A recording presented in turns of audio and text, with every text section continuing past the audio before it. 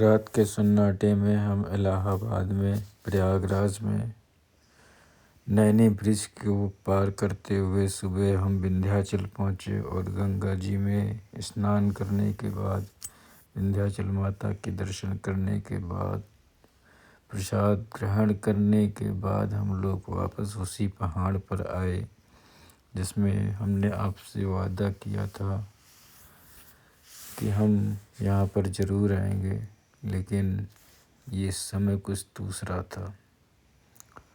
पहले बरसात थी, आज ठंड पड़ रही थी।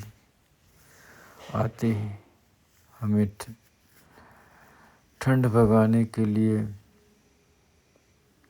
लकड़ियाँ इकट्ठा करनी पड़ी, जो पहले की वहाँ पर बहुत सारी थी, आज वहाँ पर बिन बिन के इकट्ठा करना पड़ा। और फिर हमारे शास्त्री जी ने चाय बनाने का कार्य शुरू कर दिया और सभी साथी भाई अपने अपने सनराइज़ का इशारा का मज़ा लेने लगे और वीडियो शूट फ़ोटो शूट करवाने लगे बारी बारी से।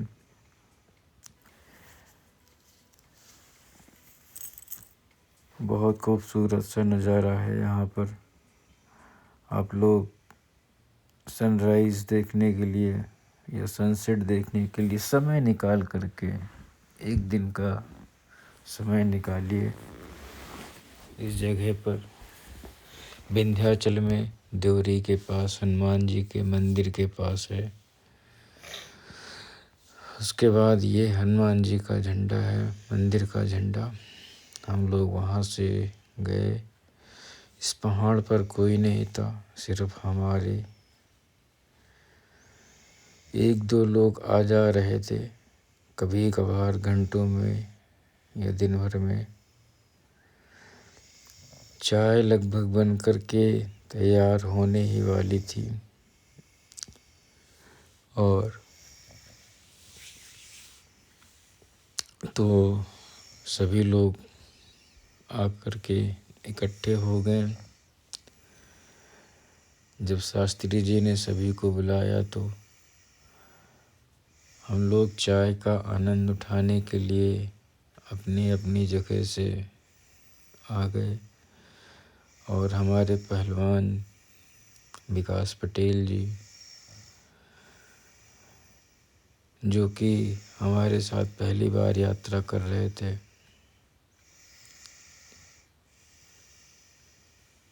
पहली बार ट्रैवलिंग कर रहे थे, वो सनराइज़ का मज़ा ले रहे थे और हम चाय का। हालांकि बाद में उन्होंने हमें ज्वाइन किया और हम सब ने मिल बैठ करके चाय और टोस्ट का भरपूर आनंद उठाया।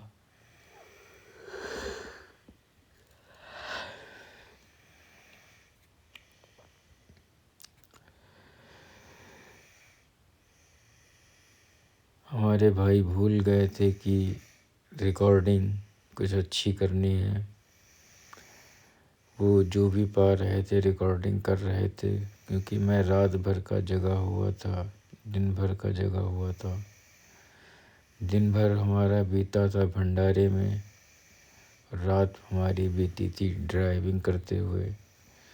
तो मुझे चाय पीने के बाद सोने जाना था, क्योंकि 2 घंटे की नींद या आधे घंटे 1 घंटे की नींद पूरी करने के बाद हमें 300 किलोमीटर वापस भी आना था। तो इसके लिए ज़रूरी था कि हम सो सके सुकून से। चाय पीने के बाद हमारे भाई लोग जो हैं घूमने को निकल गए और हम गाड़ी में सोने को। अब क्या हो रहा था क्या नहीं हो रहा था, घूम रहे थे लड़के कि सबने अपना अपना समय बिताया, जिनसे जैसा हो सका।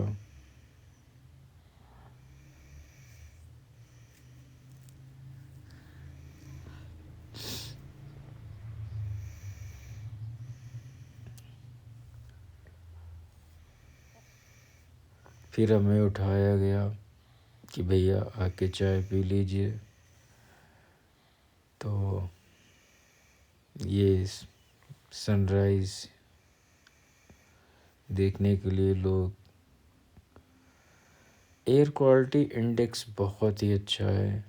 बहुत, इतना गाड़ी पॉल्यूशन होने के बावजूद भी यहाँ पर एयर क्वालिटी इंडेक्स 8 था। हमारी गाड़ी ने जो इंडिकेशन की, जो हमने चेक किए, तो पॉल्यूशन नाम की चीज़ नहीं है। फेफड़ों में शुद्ध हवा गई। हम सब ने चाय बिस्किट का आनंद लिया। फिर कुछ मज़दूर लोग जो हैं आते जाते दिखे, जिन्हें किसी का घर बनाने जाना था। और फिर हमारे भाइयों ने फ़ोटो शूट, वीडियो शूट सब कर डाला और हम दोबारा से सोने को चले गए। करीब 1 घंटे की नींद के बाद में हमारे भाइयों ने हमें दोबारा से उठाया, सामान पैक किया और सारा सामान गाड़ी के अंदर डाला। क्योंकि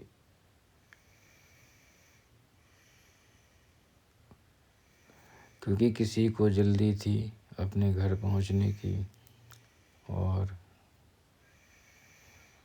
हम जो हैं अपने यात्रा की तैयारी करने लगे। हमने कूड़ा कचरा एक भी नहीं डाला वहाँ पर, सभी गाड़ी में इकट्ठा करके रख लिया। फिर हम गंगा नदी पे महाकुंभ जो शुरू हो रहा है उसको अपनी आँखों से देखते हुए धीरे धीरे गाड़ी को ड्राइव करते हुए अपनी लेन में अपनी आँखों से टेंट बनता देख, रोडों को पेंट होता देख,